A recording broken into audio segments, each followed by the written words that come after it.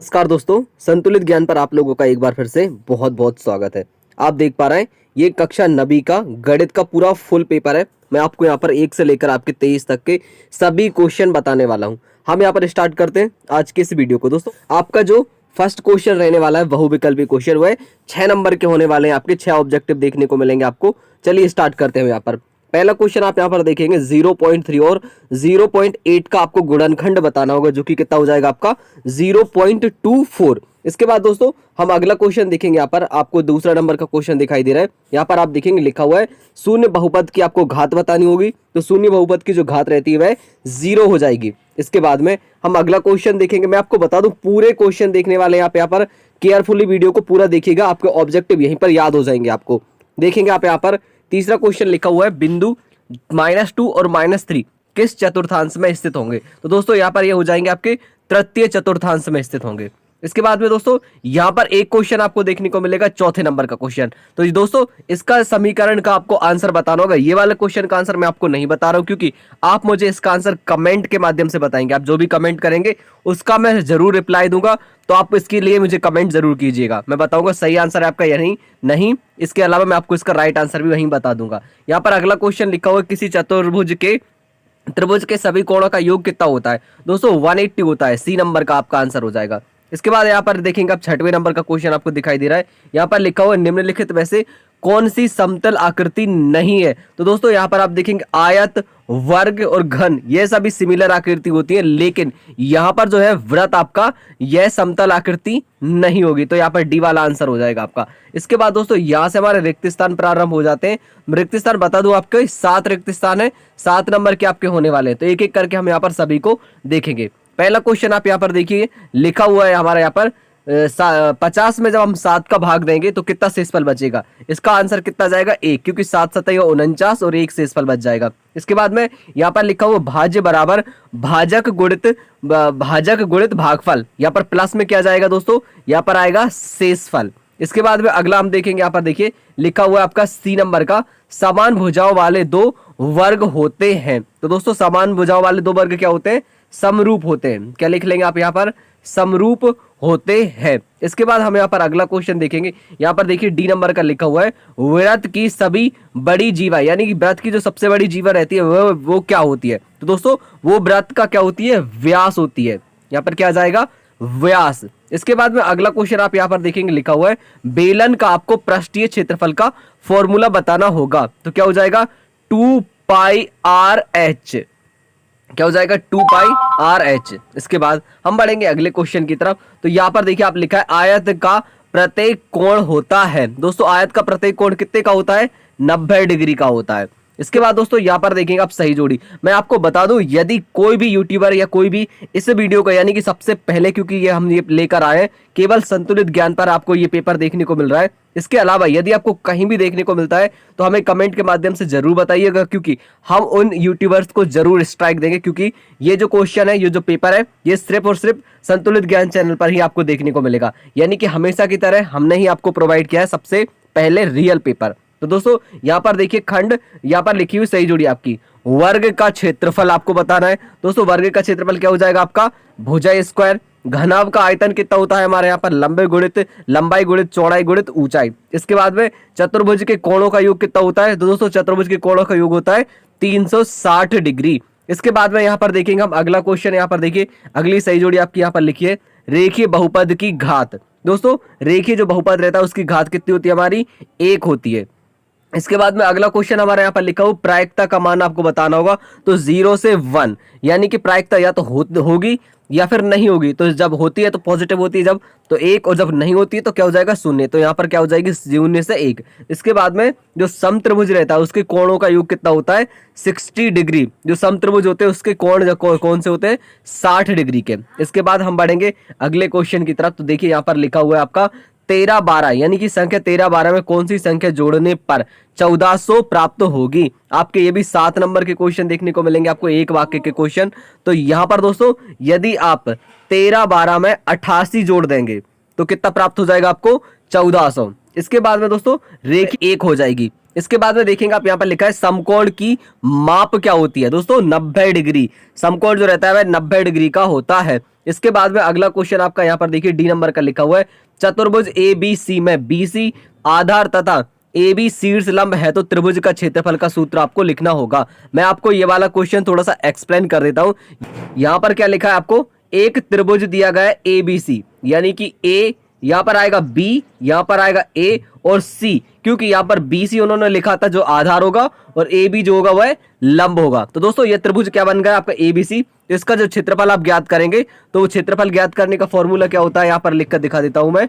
यहां पर आएगा एस माइनस ए, एस माइनस का बी और फिर एस माइनस का सी। इस फॉर्मूले से आप इनकी वैल्यू फाइंड कर लेंगे। दोस्तों उम्मीद है मुझे समझ पा रहे होंगे आप। और एस यहाँ पर क्या रहता है, तीनों कोणों का जोड़ देते हैं। इसके बाद हम देखते हैं यहाँ पर वृत्त किसे कहते हैं। वृत्त हम किसे कहते हैं, किसी निश्चित बिंदु पर समान दूरी से खींचा गया माप, यानी कि परिमाप। जब आप किसी भी बिंदु से बिल्कुल समान दूरी पर कोई माप यहाँ पर जैसे कि लाइन खींचेंगे, वह लाइन क्या कहलाएगी, वृत्त कहलाई, चाहे वो छोटा हो, साइज कुछ भी हो सकता है। इसके बाद दोस्तों हम यहाँ पर देखते हैं अगला क्वेश्चन, शंकु का आयतन ज्ञात करने का आपको सूत्र बताना होगा। तो इसका फॉर्मूला क्या होगा, 1/2h पाई आर स्क्वायर, क्या हो जाएगा 1/h पाई आर स्क्वायर। तो यह शंकु का यहाँ पर फॉर्मूला हो जाएगा। इसके बाद दोस्तों माध्य किसे कहते हैं, ये आपको बताना होगा, माध्य किसे कहते हैं। तो दोस्तों माध्य की परिभाषा मैं आपको बता देता हूं, सभी आंकड़ों का योग बटे आंकड़ों की संख्या। जैसे कि आपको मैं बता दूं, एक लिखा हुआ है आपका यहाँ पर, मान लो 1 2 3, तो इस तरह का लिखा हुआ है। अब इसको आपको माध्य निकालना है, तो कैसे निकालेंगे, आप तीनों को जोड़ देंगे, 3 2 5 और 1 6। इसके बाद ये क्या हो गया, आंकड़ों की योग हो गया। इसके बाद में आंकड़ों की संख्या, तो 1 2 3, यहाँ पर 3 यानी कि 3 दूनी 6, तो इसका माध्य क्या होगा, यानी कि 2 हो जाएगा। तो यहाँ पर क्या होगा, आंकड़ों का योग बटे आंकड़ों की संख्या। इसके बाद हम यहाँ पर देखेंगे आपके सत्यासत।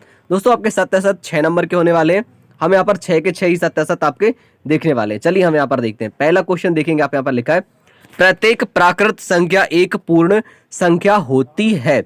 दोस्तों बिल्कुल सही, जो प्राकृत संख्या रहती है वह पूर्ण संख्या होती है, क्योंकि पूर्ण संख्या 0 से प्रारंभ होती है और जो प्राकृत संख्या रहती है वह 1 से प्रारंभ होती है। तो यहाँ पर ये बिल्कुल सत्य हो जाएगा। दो घातों वाले बहुपद को रेखीय बहुपद कहते हैं। दोस्तों यहां पर ये वाला असत्य हो जाएगा। इसके बाद हम बढ़ेंगे अगले क्वेश्चन की तरफ। तो यहां पर देखेंगे, मूल बिंदु में भुज और कोटि दोनों शून्य होते हैं। ये वाला बिल्कुल सत्य हो जाएगा, क्योंकि जो मूल बिंदु रहते हैं उस पर क्या होगा, भुज और कोटि दोनों ही शून्य होंगे। इसके बाद में समबाहु त्रिभुज का प्रत्येक कोण 90 डिग्री का होता है, असत्य, 50 डिग्री का होता है। ये वाला क्या हो जाएगा हमारा यहाँ पर, असत्य। इसके बाद में एक वर्ग, एक आयत और एक समचतुर्भुज भी हो सकता है, यानी कि एक वर्ग जो रहता है वह एक आयत भी है और समचतुर्भुज भी। तो दोस्तों ये असत्य हो जाएगा, क्योंकि आयत में 2 भुजाएं बराबर होती हैं आमने सामने की, लेकिन वर्ग में क्या होती है, चारों भुजाएं इक्वल होती हैं। इस वजह से दोस्तों ये यहाँ पर नहीं होगा। इसके बाद में वृत्त एक समतल आकृति है। दोस्तों ये वाला भी हमारा असत्य हो जाएगा, क्योंकि वृत्त जो है वह गोलाकार आकृति है। इसके बाद दोस्तों हम बढ़ेंगे आपके अगले क्वेश्चनों की तरफ। तो अब मैं आपको यहाँ पर बता दूं, आपके हम यहाँ से प्रश्न क्रमांक 6 से 2 नंबर वाले क्वेश्चन देखने वाले हैं। आप देखेंगे यहाँ से आपके 2 नंबर वाले क्वेश्चन प्रारंभ हो जाते हैं। तो 4 पेनों की कीमत 20 रुपए है, तो 15 पेनों की कीमत आपको बतानी होगी। अथवा मैं आपको यहाँ पर -12 से -17 को घटाने पर कौन सी संख्या प्राप्त होगी ये बताना होगा।